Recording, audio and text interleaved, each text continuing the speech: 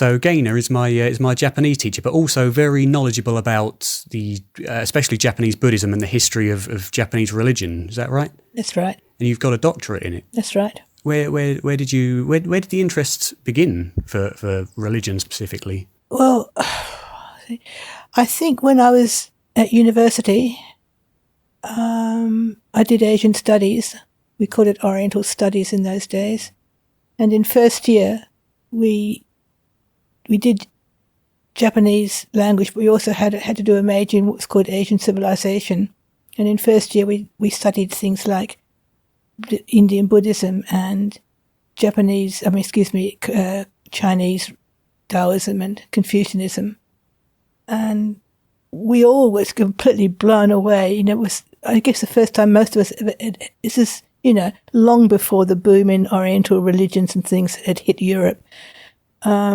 We were just sort of blown away by all these different ideas. And so when I went to Japan, I was always interested in visiting temples and things like that. And in 1970, I was in Japan for a year. I was working at Expo 70 in Osaka. And we used to have time off and often visited, go and stayed at temples. It was not really a philosophical interest at all, not even a sort of a personal interest so much. It's just sort of just a different culture with different ideas, and I was fascinated by it. But because you were born in Australia, weren't Australia, you? yeah. And then I did my first degree at the Australian National University. How long were you there for? 'Cause I think you were quite young when you moved, weren't you? Not so young. No. I went to Japan intending to go for 2 years when I was 27. And you ended up staying for just a year? Oh, yes. I ended up staying for, my lifetime, basically. For how long? Well, I was in Japan from 75 through to 95, basically. 20 years. In 95, we came to England. We came to Cambridge when I did my PhD. Then I went back for 6 years in the early 2000s to be at Tokyo University. And then after that, just sort of coming back, and I guess it's retiring in a way, but if you can retire, that sort of thing. It was very lucky for me when we met, because I'm learning Japanese, and I was kind of on a break from learning Japanese at the time, and we happened to meet and mention it, and you said, "Yeah, well, my husband's Japanese. I'm a translator. I'll help you out." And it's been an interesting year for that. Yeah, it's been a pleasure. It's really, bless you, really fun to see how far you can take somebody. I mean, I could talk about learning Japanese for a long time, but in terms of the subject at hand, I suppose we're curious about, because Buddhism is one that I haven't really touched much on in my podcast, because generally I just haven't found many people that are not that knowledgeable about it. To speak to someone who actually has an academic interest and I suppose a general interest as well in Japanese, and a practice interest, and a practice in it. Yes, because you practiced what was it, Zen Buddhism? Yeah, you taught Zen Buddhism. I practiced Zen Buddhism. Met my husband in a Zen temple. That's right. Yeah. But after that, my commitment was to something utterly different to Zen, something called Shugendo. And Shugendo basically is sort of the beliefs and practices associated with mountains. And traditionally, people called Yamabushi used to exist in Japan. Well, they still do exist in Japan. Yamabushi, they used to be, on the whole, like in villages, the priesthood of villages, and tending to people's spiritual needs, but with a very strong component of magical religious ritual and that sort of thing. And they sort of conducted all the sort of the rites of passage, as it were, for people in the village. But anyway, Shugendo, today it had been banned in 1872 because the government thought it was a rather barbarous, uncivilized form of religion that had nothing to do with the modernism that it was trying to encourage at that time, quite soon after the Meiji Restoration. And when they're trying to sort of make themselves acceptable to the European nations, really, put it bluntly. So what were the key differences then between kind of traditional Japanese Buddhism and traditional Japanese religion versus, say, the more dogmatic religions of the West, like Christianity and Islam? And the big difference is that Japanese religion allows for diversity. Monotheism does not. Monotheism is very much belief-based, and belief becomes very, very central. To believe in one thing, you've only got one choice of belief as well. You can believe in one thing. If you don't believe it, you've got no alternatives. In Eastern religion in general, Buddhism never set out to be a religion in that particular way. The Buddha always never talked about any sort of higher power, for example, anything like a god or anything like that. He never set himself up as a belief-based dogma. In fact, he sort of set out a way for living, which would allow you to cast off the possibility of being reborn after being reborn and reborn and reborn, which is, was the basic idea within the Indian spiritual realm at the time. So this is what it means by enlightenment. You've probably heard the word enlightenment mentioned ad nauseum, probably. But for the Buddha, enlightenment means to become aware of your place in the world, become aware that you are just part of an interlocking set of circumstances and causes and effects, and that nothing has any permanent self, any permanent basis at all. And to realize this is to be free, become free. That you're not clinging onto anything anymore. You're not sort of you don't have any hates or loves even. Any kind of thing that keeps you to the material world, for example. Just to let it all go, and then you become outside this particular realm. And as far as he was concerned, by this you're able to throw off the idea of being reborn after rebirth, because in Indian philosophy, rebirth comes because of desire. You've heard the word karma.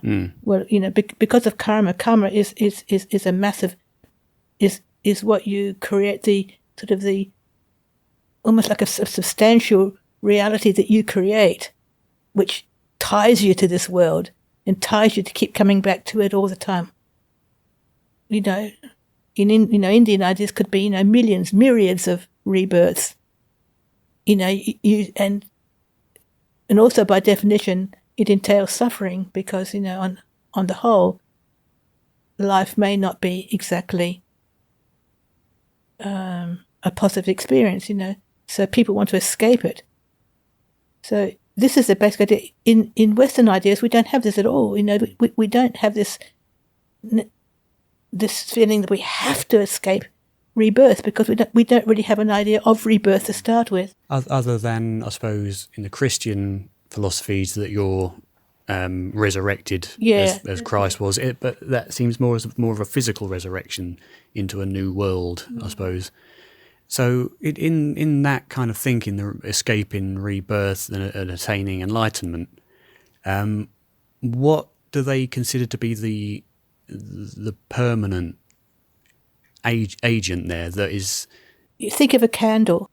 Think of a candle burning. Blow it out. That's it. So effectively it becomes non-existence. Yeah. Buddhism has often been judged as a kind of a rather negative philosophy. But it's not a. I don't. I mean, the fact is that you neither accept nor reject. You do away with it. Put it that way. Do away with the need to come back to this world. But again, for us Westerners, it's this sort of foundational philosophy is a little bit outside our experience, I think. Why do we need to be out of this world? Why? So this is why enlightenment, when Westerners talk about enlightenment or Zen or anything like that, it's really quite different to... It's quite difficult, I suppose, from a terminology, I suppose, perspective as well, to consider justifying non-existence with the concept of escaping this world and not returning to this world, because the concept of not returning to this world would imply that there is still a you there who is escaping. Yeah, the interesting, Darren, is that how Buddhism developed, as you know, it started off in India, in northern India, spread very much down to Sri Lanka, Southeast Asia, in a form of Buddhism called Pali Buddhism, because it was based on scriptures written in the Pali language. And it's called basically Theravada Buddhism, and it's pretty, somewhat closer to what we would call early or primitive Buddhism. But another major stream of Buddhism was called Mahayana. It was developed in North India, probably with some input from Central Asian and probably Iranian sources. And this is what moved through Central Asia, through to China, through to Korea, through to Japan. And it was this Buddhism, this form of Buddhism, where the idea of what they call the bodhisattva was so important. Have you heard of the word bodhisattva? Very, very distantly. You were talking then about coming back into this world. This is exactly what the bodhisattva does. In Mahayana Buddhism, the idea is that you don't, although you are able, you have achieved in a way enlightenment, but you choose not to accept it in order to bring everybody else to liberation. So I suppose the question I'd have then is your analogy of the candle blinking into non-existence. That then I struggle to see how if we as individuals are able to rebirth, I suppose, onto the earth, or choose to not do so, that would indicate to me that there is some kind of permanent entity that is I that can reborn. I mean, that's something that, exactly, that's been such a strong, and people, I mean, that's been a topic for a long time. What is it that transmigrates? Is there a permanent identity that somehow Buddhism rejects all ideas of the idea of soul? In what context, soul? Soul being something that is yours, something that belongs to you, something is your identity, that's something that keeps going and going and going and going as an identity, let's say. Because then you question things like experiences like past life memories in children and others. Yeah, well, I don't think this was a very big consideration in early Buddhism. But it's interesting to consider because, again, that would then indicate that they're picking up memories from some lifetime and therefore kind of retaining some kind of individual memory bank, unless they're accessing some form of universal memory bank also. It's all, I mean, this is something that the Buddha completely rejected to talk about because he said it was unknowable. But, of course, after, he was the guy whose ideas sort of formed the basis of what we call Buddhism nowadays, but Buddhism nowadays is something completely different in loads of ways to what the Buddha himself actually taught, in terms of the the I don't know,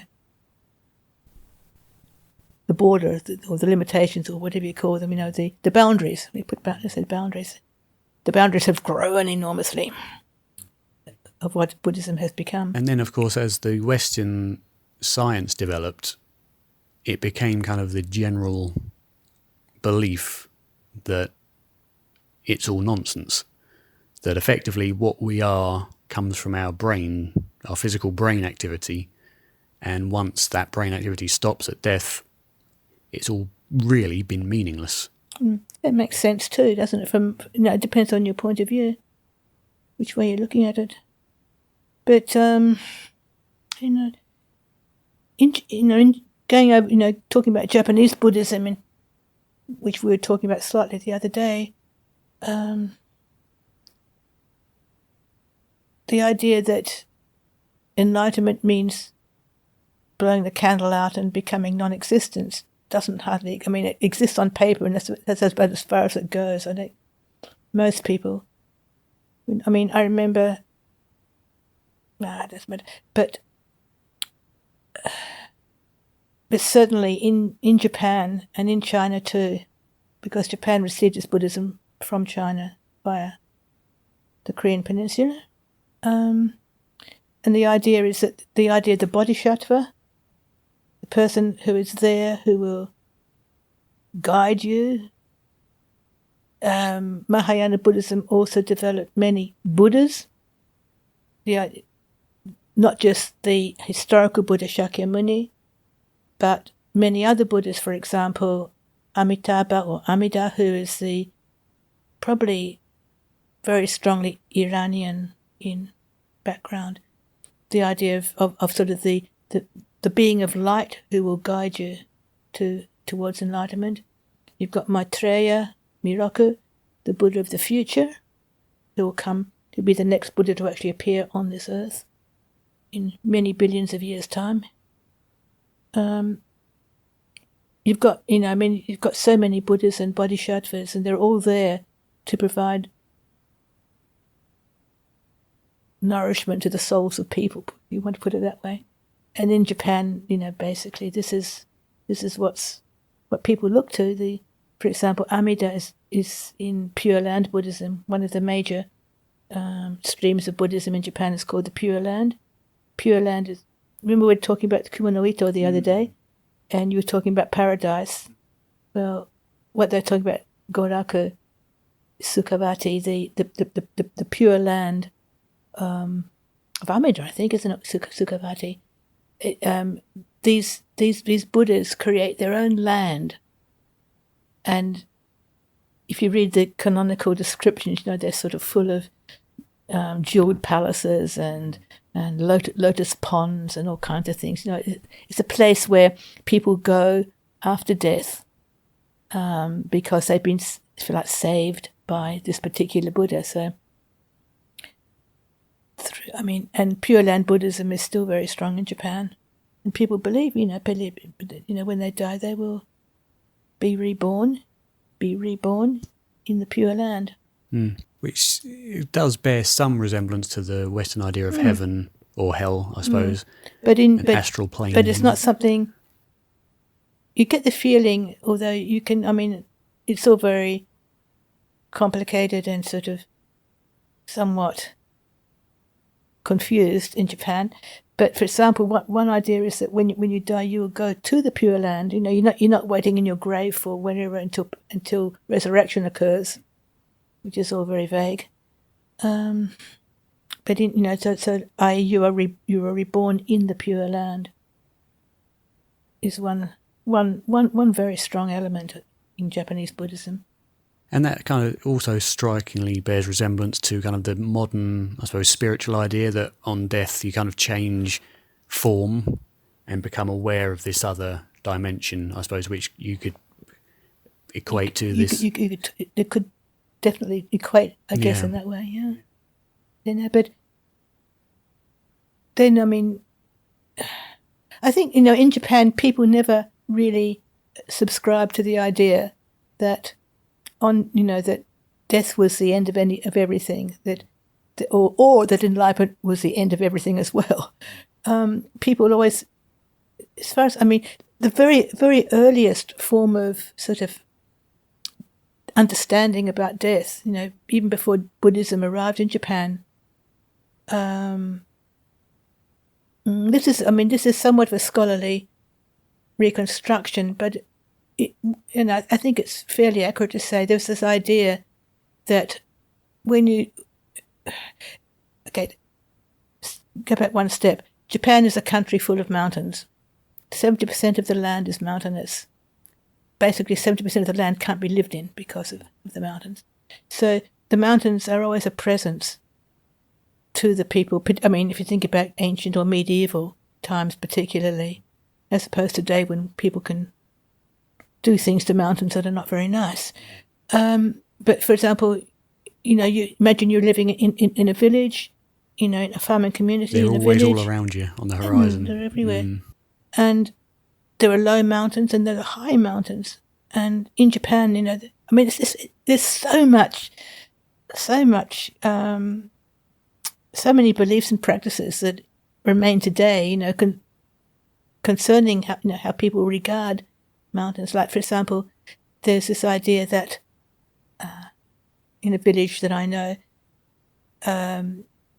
that after death, it's quite a low mountain, but on death, the spirits, I have to say spirits, the spirits of the dead go to reside in this mountain, temporarily, and gradually through the prayers or the offerings or whatever of their descendants, they will become more and more purified and they will ascend to the higher mountains. This is something I think is definitely pre-Buddhist, but it still exists in Japan. This idea, it's been perhaps absorbed into Buddhism, given a Buddhist clothing, but that's still the idea that you die, and you in death you are further purified until you become a kami. Kami, yeah. So the idea of kami is very strong in Japan. So how you want to define that in terms of your after death existence, I don't quite know. But in a way, sort of kami is idea of kami is a wonderful definition of it. I'll show it to you sometime by an 18th century philosopher called Morinaga, and he sort of said, "What is kami? Kami is something that you can't define. Something is that." Is above and beyond you, something is outside you, something it is inaccessible. It's a fantastic description. You can't really better it. I suppose kind of like a two-dimensional person trying to describe what depth is. Absolutely, yeah. Absolutely. It was a good analogy. But the idea of kami is, again, I think underlies a lot of how Japanese people regard the afterlife or the post-death experience. So I suppose the question on most people, especially most Westerners' mind, who generally kind of have that arrogance that we know better, I suppose, we just have that kind of mindset, as you say, with monotheism and all that, if this is the correct... Monotheism's a problem. So the question then becomes, does our modern materialistic science render all this obsolete? Because we now know that really everything is superstition and it's all a survival thing so that we don't fear death anymore. I don't think even Westerners, you can say that about people in general. I mean, certainly in Japan, in general, maybe. In Japan you can't. I mean, some people will be utterly irrational and everything, but certainly in Japan it's too close to the surface to really subdue.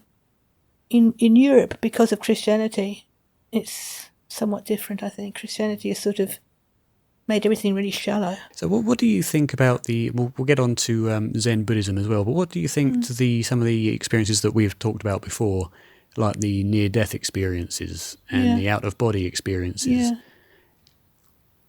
that seem to suggest that consciousness or our individuality can seem to exist separate from a working brain in some cases?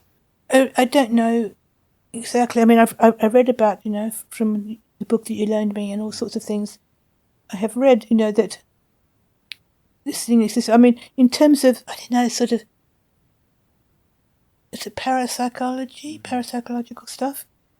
I mean, closest I've come to it is during this annual retreat in the mountains that I mentioned Shugendo. Shugendo has survived in certain places, and in one of those places became the subject of my PhD as a sort of an historical study of what happened when the government tries to tries to make a particular religious belief illegal in a way. And it bears many comparisons to the Reformation in England. Do you know much about the Reformation? Well, you've heard of Henry VIII and how he decided to sort of remove himself from Rome so that he could have more freedom of action. Yeah, he started the Church of England. What happens? What's so interesting? Then from above, you get a decree from above saying the religion that you have been following for the last X number of 100 years cannot be followed anymore, because it wasn't just Henry rejecting Rome, it was also a whole pile of people influencing based on the new Protestantism that had been going by then for about a century. About a century? When was Martin Luther? 1400s? I've forgotten. Anyway, Martin Luther and that crowd, the idea of Protestantism was a growing wave in Europe. And in England, it sort of hit Henry and Protestantism sort of hit together to create the Reformation. It wasn't just a political Reformation, it was also a religious Reformation. Probably Henry didn't intend it to be so, but everybody else made it so. But anyway, what I'm interested in is what happens to you at an ordinary person level. What happens when the government tells you what you've been doing and how you've been doing it is no longer valid. And in England, there are a few accounts we've got still that, for example, there's one wonderful account of somebody, a church warden, who left a record of his feelings about being forced to to destroy the statues or to paint over the walls or whatever they had to do to eliminate all vestiges of sort of popery and sort of the worship of the idol, for example, which is what the Protestants were dead against.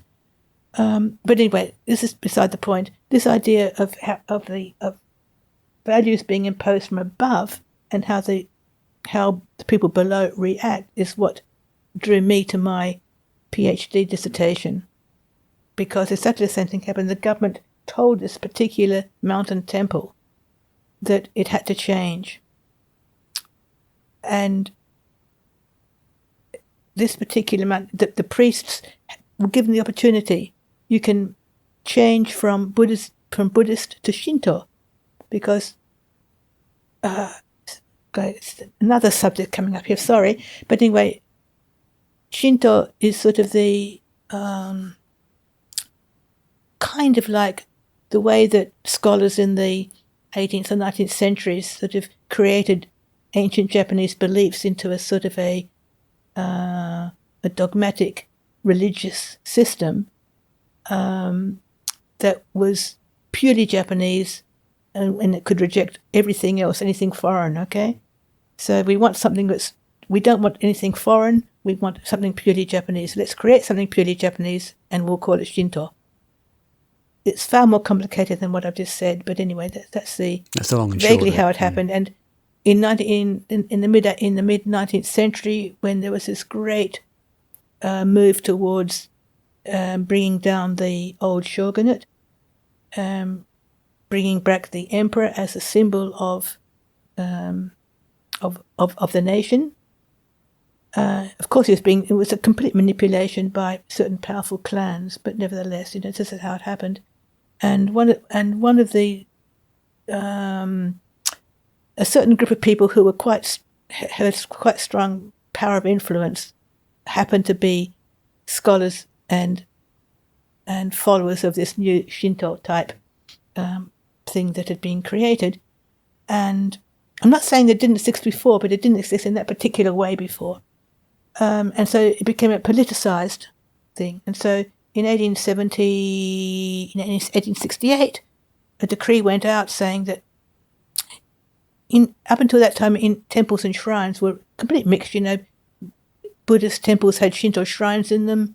Shinto shrines had Buddhist statues in them.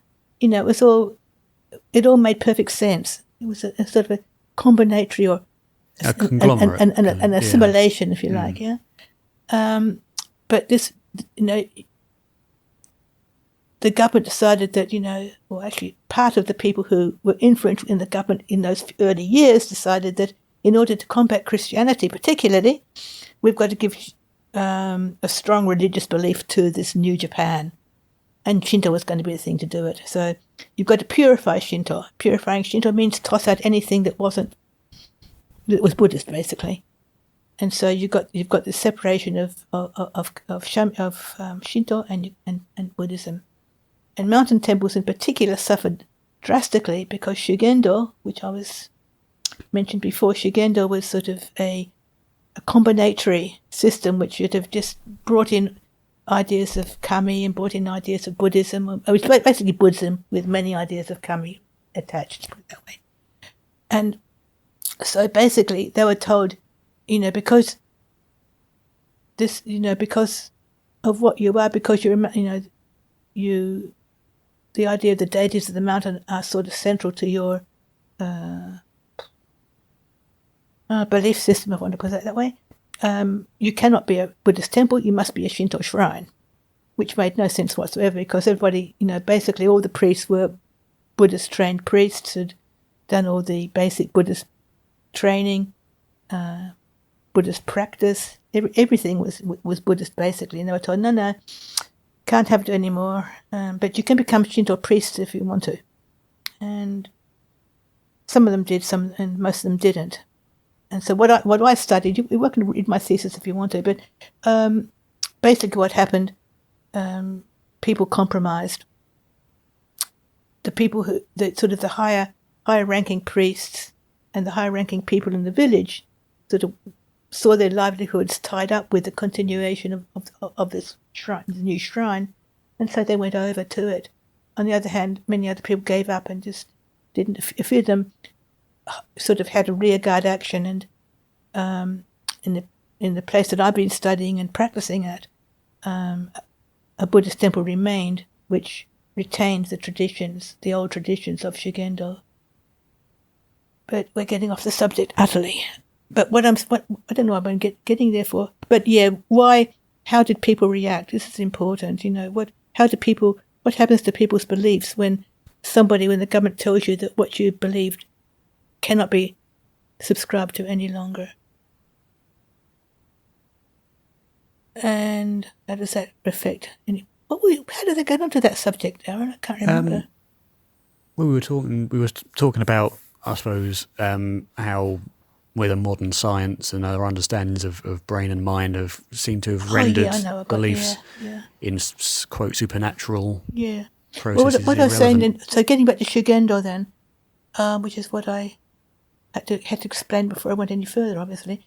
But anyway, this temple maintains a practice called Aki no Mine, the autumn peak, every August, where people go into the mountain like a retreat and follow certain practices, and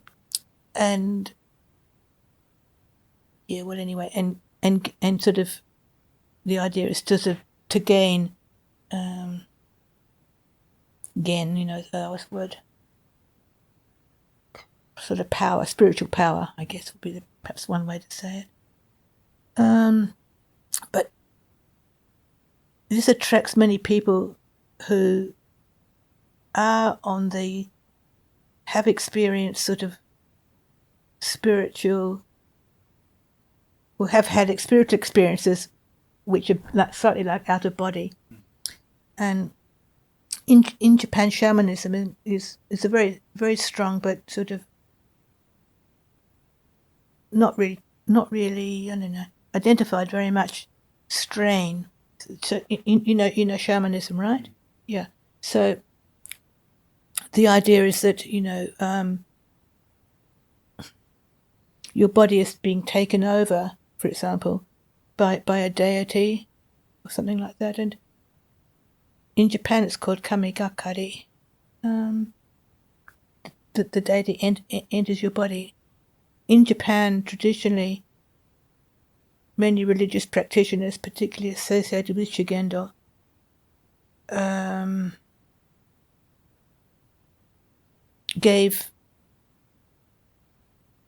performed rituals for ordinary people, mainly sort of like to do with their, if you like, secular interests rather than say their spiritual ones. But for example, or maybe they wanted to associate with a dead person, for example. And even today in Japan, there are people who will do this. Still exists. What we call mediumship. Exactly, yeah. But the idea of the deity enters your body, and in a way the deity can talk and give you the information that you want. And this is strong, and I've seen it happen. I mean, I've seen kamigakari happen, whether we call it a kami entering a body, but it's the idea of possession. It's really strange. That would be as well what we call over here more channeling, I suppose. Can I? You're aware of channeling? I know, yeah. Yeah, it'd be something like that, I suppose. And you've taken part in those cases, have you? Some of those shaman practices. I've been a follower of Shugendo since 1994, and for 16 years altogether, I took part in these annual retreats in the mountains, and actually I became ordained as a Buddhist priest of that particular temple back in 2006, I think it was. So what sort of experiences did you have with the shamanism and with that kind of... I've seen people, I mean, I've talked to people, who are susceptible to this, because I think it's definitely a susceptibility. I'm basically not susceptible at all, though I've had, for example, there's once I had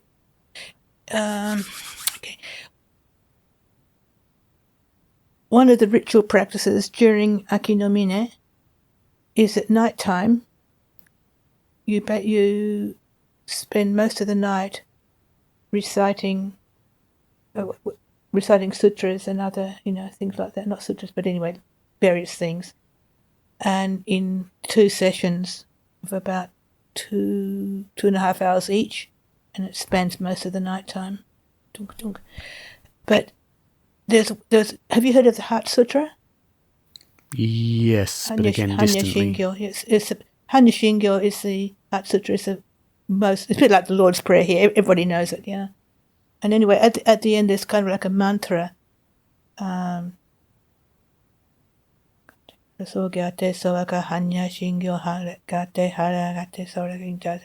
It just goes on and on and on, and we had to repeat it like hundreds of times. And actually, we were told we shouldn't be doing this, but we did it. I mean, it just happens anyway. But this rhythm creates a kind of a resonance in the body, and it made me really, really, really uncomfortable. Sort of like this tingling inside the body, and you had to sort of had to throw it off somehow. It was really weird. Kind of like. Again, the similarity over here would be things like energy and what people describe as energy work and what have you, working with the energy body. But the point is, basically, I mean, the Yamabushi of the past, probably today as well, people, the ritual specialists who do this sort of stuff in Japan, they can channel this for various for purposes, almost like supernatural purposes. They would say. But it sounds somewhat like the idea of chi. probably key sort of, yeah. Well, I mean, key is there, of course, and that's the idea, but it's sort of. But anyway, you have to do it to really. You must do it. Get to Japan and do it. It's great fun and I must. Really worth one it. day. I'll introduce you. And you were saying as well that you've done a lot of Zen meditation throughout. Well, I got interested in Zen. I mean, that's sort of the obvious thing to get interested in, right? When you're about 20 years old, it's it's obvious. You get you're not interested in all these esoteric things like Shugendo and stuff like that, and all these magical and religious ritual stuff. You're not interested in it. You're interested in pure Zen, and I was. But when I went to Japan I went back in 1975, and there was this. Saw this Zen, called Zen training session advertised in one of the newspapers, English language newspapers in Tokyo, and I was just gone back to doing study again after a few years break, and I thought maybe doing some Zen would help me concentrate. So I thought, let's take part in this Zen training session, and I really liked it. And it was, interestingly, it was held in a temple in the countryside about an hour outside Tokyo, and it was run by a priest, and he had a wonderful Zen-do, Zen training hall. And have you ever seen pictures of Zen training halls? Well, basically, it's a big hall, and then there's tatami platform around all the walls with a section inside in the middle with seating as well available. There's always a statue of Monju Bosatsu, Manjushri, who's a bodhisattva of wisdom. But basically, what you do is Zazen. Zazen is just sitting, and you sit in. Well, anyway, but it's not just sitting in Zen temples. There's always a balance between work, physical work, and doing Zen meditation, sitting still in the Zen meditation hall. So what used to happen in this Zen training session that they held in this particular temple, when I first went, translation was being provided into English by an American guy called Brian Victoria, and he's quite well known at that time for his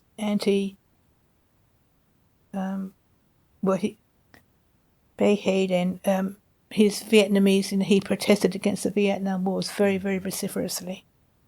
And he ended up getting deported from Japan for doing so. But before he got deported, he was also a Zen priest. He was a Zen priest himself. He'd been so for several years. He started off as a Mormon missionary, I believe. Could be Mormon. Might not have been Mormon. He was certainly a Christian missionary when he came to Japan. And then he became a Zen priest. Then he got deported, and I took over at that point the translation duties at this particular temple. So I got pretty involved in sort of publicising Zen and meeting lots of people and talking about Zen and everything like that. What is the purpose of Zen? The kind of the big picture purpose of practicing Zen? What they would say is, well, of course, in Buddhist terms, it would be enlightenment, because the Buddha sat Zen and gained enlightenment thereby.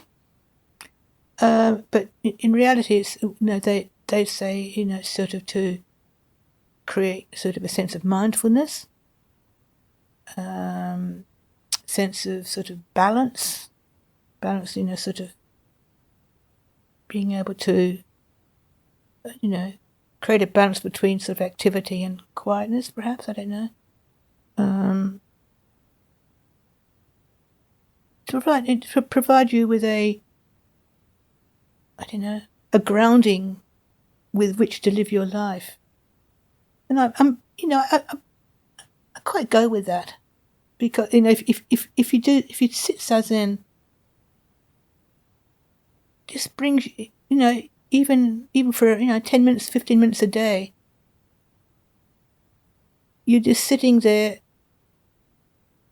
The idea that the particular type of Zen that we were doing is called Soto Zen. Soto Zen is one of the two main streams of Zen. It's called Rinzai.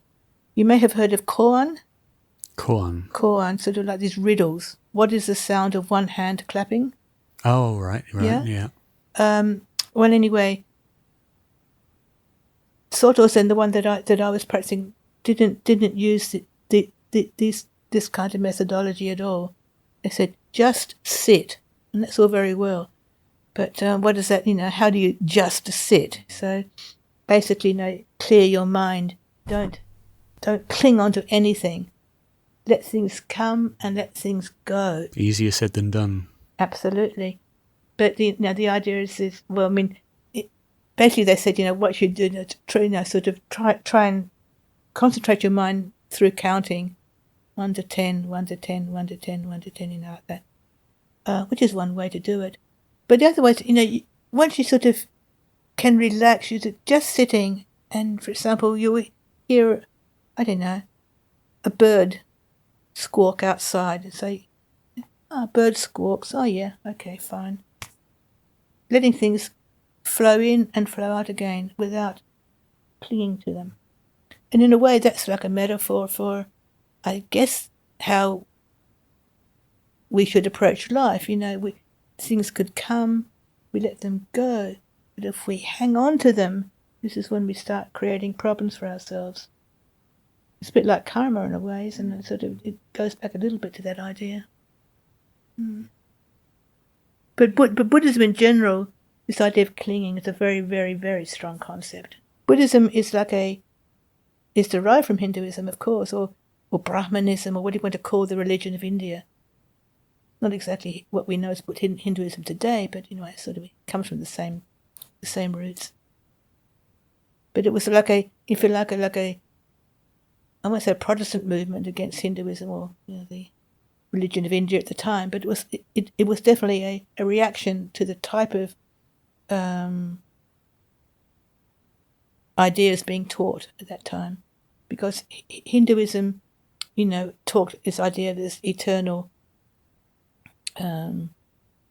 rebirth, transmigration, etc. And Buddhism really sort of its whole idea, its whole purpose was to do away with transmigration completely, undercut the basic idea of Indian religion at that time. Many people, when they sit for meditation frequently, they describe having some kind of mystical experience, I suppose. That's called makyo. Makyo. Makyo means illusionary. Something is illusion. It's fooling you. Okay? The priest of the temple, we call him the Roshi. The Roshi always said, don't you will cling to that, and not good, because a mystical experience, if you cling to it, then you do away with the meaning of doing zazen to start with. Like I said, mystical experiences definitely exist in Shugendo, but there's, Shugendo doesn't have the same philosophy at all to Zen, But Zen itself doesn't really, they don't think they're helpful, put it that way.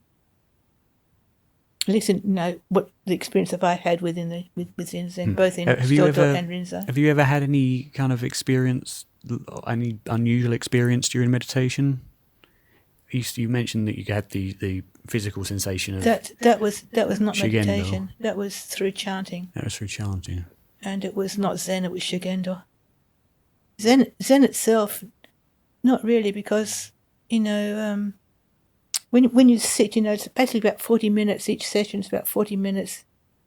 The length it takes of one incense stick to burn down, how they time it, and then you usually have 2 sessions with a 10-minute walking meditation, what they call in between.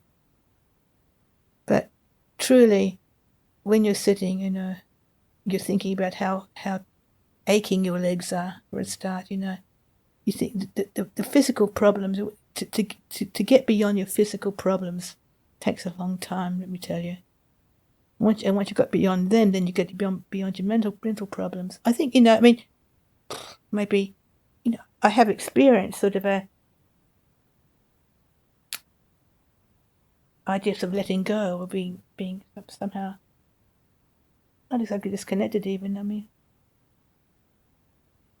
somewhere different, but not describable in any sense. But basically, because you're letting things come in and out, and the culmination of that is sort of the in-between period gets longer.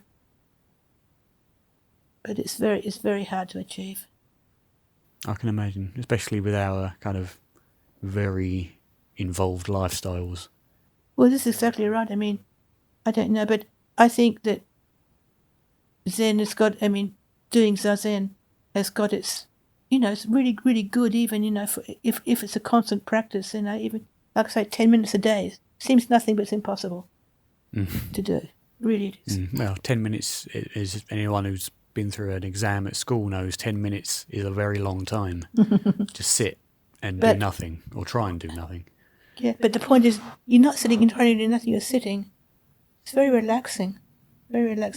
And the thing is, your anxieties are not permitted. If the anxiety is there, you let them go. That's the whole point. Is you train yourself to let them flow through. I think, from that point of view, it makes a nice basis for everyday life. There are certainly a lot of anxieties in many people's lives now. The overstimulation of various different political and social issues going on. Oh, incredible. And that's a kind of thing, I suppose, where ideas like monotheism, I think, tend to, although helpful for some, doesn't really dangerous for many, and doesn't really go the distance to really get under the skin of life's problems, I suppose. Well, it depends on how monotheism has got it, it's very, very complicated. In the Catholic religion, it's not really monotheistic, is it, once you bring all the saints into the picture? They're a bit like the bodhisattvas in Buddhism, almost. But it's the dogma is a problem, I think, because it tends to be very black and white. The beauty about Buddhism and Eastern religion in general is black and white doesn't exist. Everything merges. Yeah, and it's always open to different perspectives. It is. If you know how Buddhism got absorbed into Japanese ideas and culture, I think the one thing with monotheism, especially in Christianity and I suppose Islam as well, is it seems very morally wrong for a god to say, if you don't believe in me, I'll damn you to hell for eternity. I don't think how religion has evolved since, say, the 10th century CE. I don't mean CE, I mean BCE. That sort of that primitive desert god. Yeah. Where both Islam and Judaism and Christianity all evolved from, don't they? But that idea has evolved over many very years. much, over 3,000 years at least. But the point is, people today, some of them, some of your more extreme fundamentalists sort of will catch on to this. Let's grab this element, from the foundation, well, not the foundations at all, from the beginnings of this belief system, and let's go with it. And this is the problem. So from all of your experiences and work and research, etc., into these philosophies and these religions, what, on a personal point of view, is your view on the nature, say, of the human being and death and what comes after, if anything?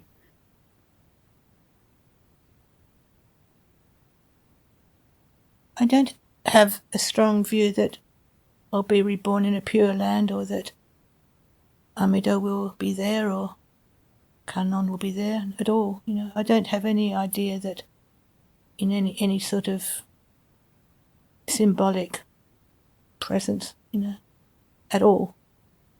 I think it's more likely we sleep. I mean, I would like it to be more than that. Be nice.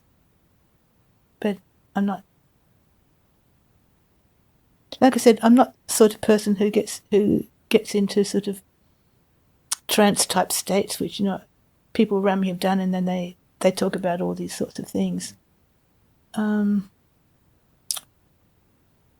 my very slight experience, there's a whole fascinating world out there that can be tapped.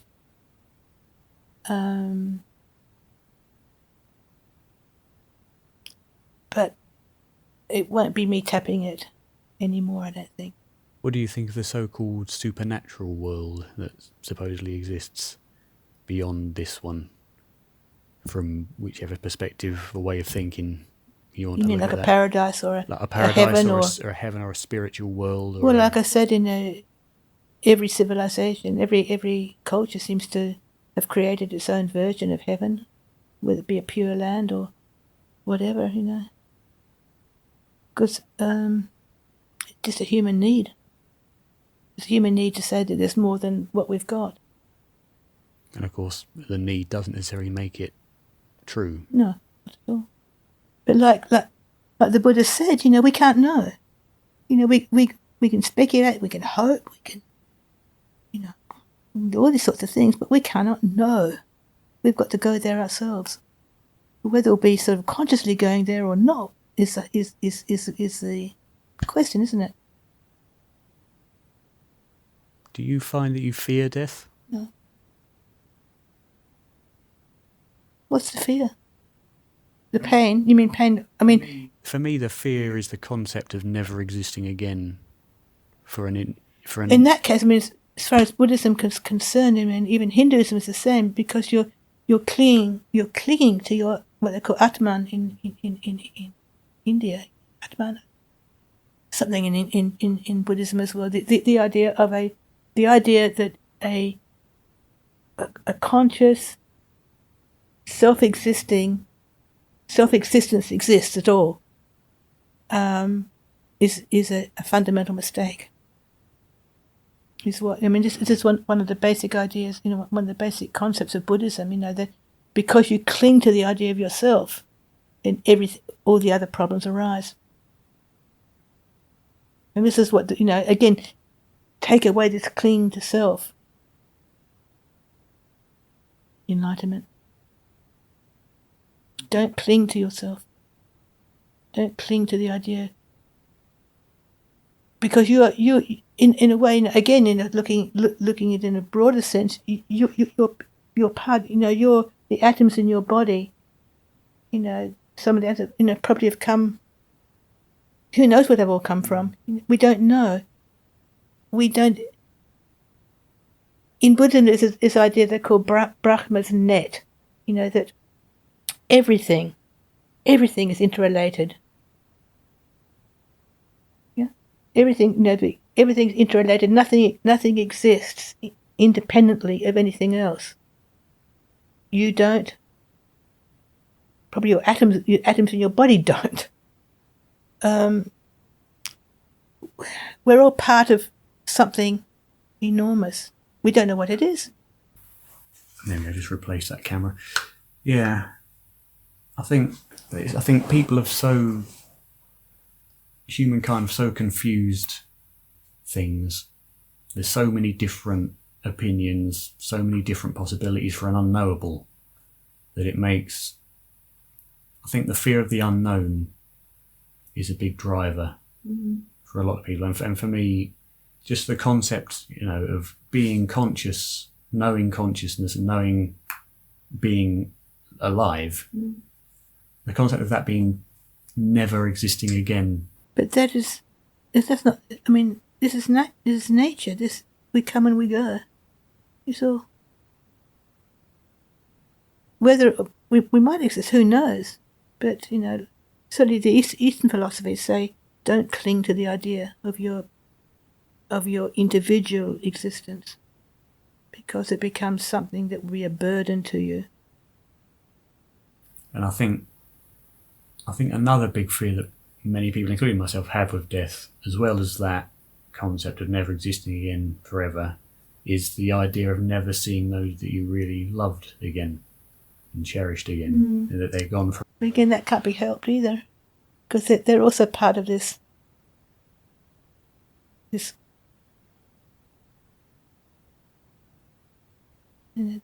absolute conglomeration of being. We're all part of it. Then I suppose that's when people start looking into things like mediumship and like in what was it, the shamanic, or Shugendo. The concept there of talking with the dead and passing messages on. We did that. It is a place in when there's particularly female mediums, particularly in northern Japan, that still provide services so that you can talk to dead people. And do you consider any legitimacy in that kind of practice? We went to, there's one place called Osarezan up in the north, and we went to listen to a medium. My impression was they learned patterns of response depending on who the person was, whether it was a young woman or an unmarried woman or an old man or whatever, and in a way that the responses came in patterns depending on who the dead person was. Cold reading, they call it. Was it? Cold reading. Okay. Where you can pick up on facial expressions and physical characteristics like someone's age to determine what is likely. They've been trained, I mean, to be a medium, to be a miko, it's called miko in Japan. To be a miko, you'd have to do like an apprenticeship. You just can't do it off. I mean, some people might do it in this day and age, but traditionally, you had to learn the profession. And what we were, Yas and I went, we were listening to some miko talking up in this particular place. We sat in on a couple of the sessions. It was really interesting, and also because Yas's sister had died, we mentioned her as well. And again, the response tend to be sort of follow what I thought was a stereotypical pattern. Yeah, but I mean, I've got a feeling that you learn these. It's not a cynical sort of take on making the most out of somebody's. You're trying to provide comfort to these people who come. This is the whole sense. Their job is to comfort the bereaved people. And then the question of morality comes then, if you know what you're doing is, quote, fraudulent. But it's not fraudulent. But it drastically improves the life of the person that... Yeah, but that would not enter the minds of the miko, for sure. So it's not a case that they know, for example, that they're training themselves to be able to cold read or to be able to fake. Not at all. They're responding to the person that they have been required to communicate with, and they respond, I think, according to a pattern that they have learned. But they're not doing it for any underhand methods or to try to trick people. They're doing it because this is how they've been taught. And it's one way of comforting people. So do you think that when you say that they're learning kind of from the patterns that they've been taught, is that in terms of... Because it's interesting with mediums how because they genuinely seem to believe that they receive information. Most of the time you've got things like clairvoyance, where people can see, or clairvoyance. I think clairvoyance is where they see certain images in their mind and they then relate that as a symbol and have to interpret it. And some hear voices in their head, some feel things. Yeah. And do you think that's the same sort of process that the miko experience, or do you think... I honestly don't know. I mean, I've got a friend who's done absolute research on them. If you ever go to Japan, or you talk to her, but I haven't really looked at Miko in terms of their actual practices very much. It's interesting that these different processes like shamanism and mediumship all seem to share very similar counterparts to Western ideas of spirituality and things like the promised land and spiritual different levels. I've seen that there's a concept, I think, is that the Hinduism where it's different levels of divinity until you reach... Oh no, that's in Shugendo too, because, which is really interesting. There was this idea, in the medieval period, there was this idea, well, there is an idea of this, of Jikkai, the 10 realms, okay? And this is pretty sure it's not just Japanese, but it's probably Chinese as well. Pretty sure it must be. But this idea of this 10 realms, hell, hungry spirits, animals, Ashura, who are violent beings, human beings, heavenly beings, and that's the first 6. And all of these realms are subject to rebirth. Okay? Then you get the realms beyond rebirth, i.e. the realms of enlightenment. And there's 4 of them. There's the Shravaka, or the Shravaka are basically the disciples of the Buddha. The Engaku, who are the Pratyeka Buddha, these are the self-enlightened people. Then you get the Bodhisattva, the ones who have attained enlightenment but have declined to accept it because they want to stay in the world. And help others reach. And help others to reach. And then you've got the Buddha at the top. Okay? These are the 10 realms. And the Buddha is a state of being rather than an individual. Absolutely. I mean, there are many individual there are many individual Buddhas which symbolize certain aspects of Buddhahood. Let's say, like, the historical Buddha Shakyamuni, there's Buddha of the future, I mentioned Maitreya and Amida and so on and so forth. But there's lots of them. But so these are the 10 realms which we were talking about. And the interesting thing was, I mentioned we do this practice in the mountains, this annual practice. Well, the core of that practice is progression through the 10 realms. And we do practices associated with each of the 10 realms, theoretically anyway. So, for example, the lowest realm is the hells. So, and hell is sort of associated with fire and suffering, particularly. And during the first part, I've got a film. You have a look at the film I've got. You'll probably enjoy it.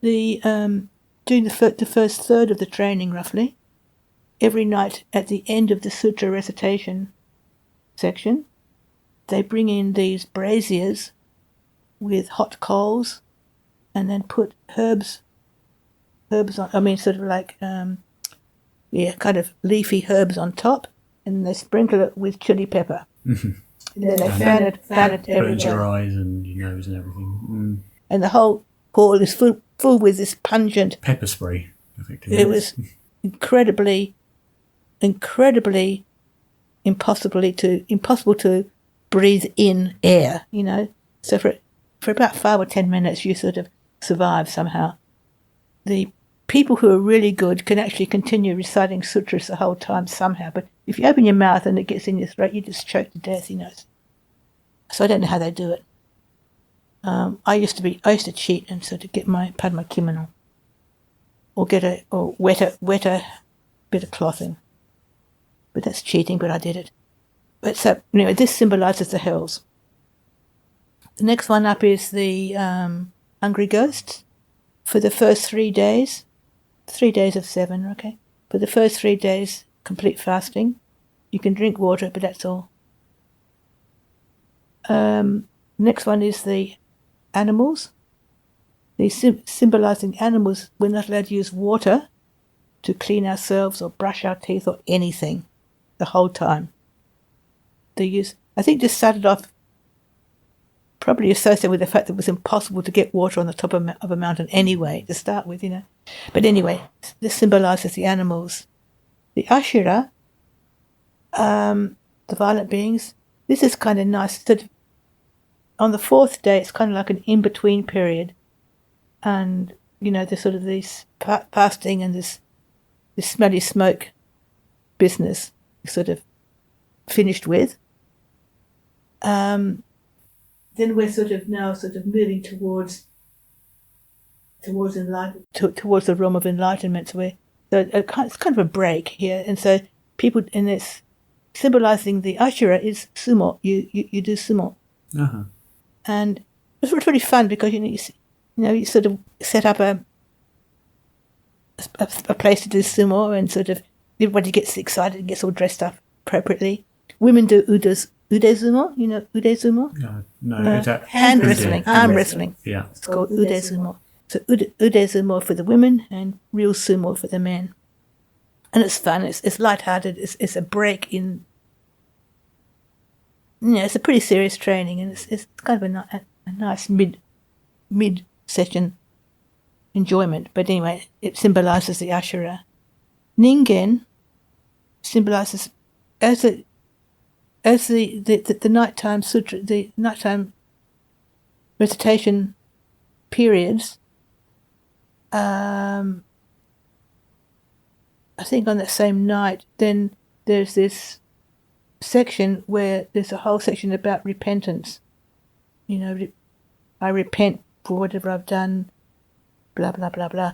And repentance is supposed to symbolize human beings. So do that.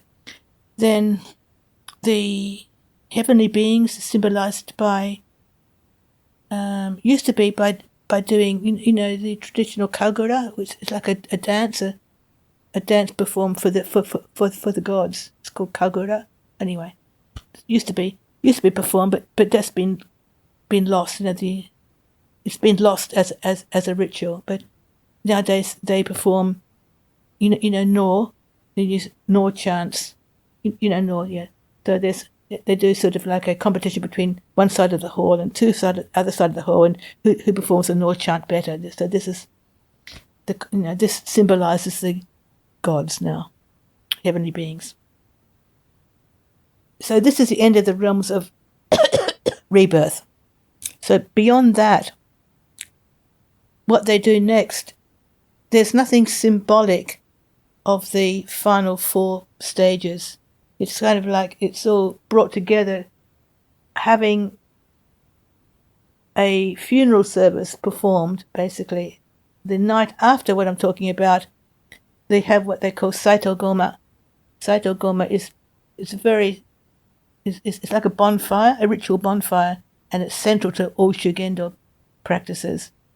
And at Haguro, which is the mountain I practice at Haguro, it takes a form, I think anyway, from what I've seen elsewhere in sort of historical documents and things, it's a funeral. So it's a so where we are leaving our present bodies and we are being born into a new realm. So this is getting to what you're talking about, a symbol of passing from this world into the next. And this occurs on the 5th day, I think it is. And after that, we make pilgrimages into the mountains. Before that, we never left the temple. But after that, we go into sort of sacred sites, a couple of sacred sites in the area, in the mountains in the area, because we are now considered to be enlightened beings, or perhaps purified beings, in terms of the old belief. It's a fascinating practice. You'd like it. You can do it. Anybody can do it. And it's for the purpose of attaining these higher levels. Mm-hmm. But basically, yeah. Traditionally, Yamabushi would do this practice. I'm talking about medieval times, pre-modern times. They would do it to foster their spiritual power. And they believe in, even today, a lot of the people who come to Haguro to do it, they have this as a purpose. They're ritual practitioners, and they think that by doing it, their spiritual power will be magnified. And then you get the academics like me and other friends of mine who sort of come. This is fascinating. But interestingly, the two of the academics, me and another friend, we both end up becoming ordained priests in the order. So it's not just academics.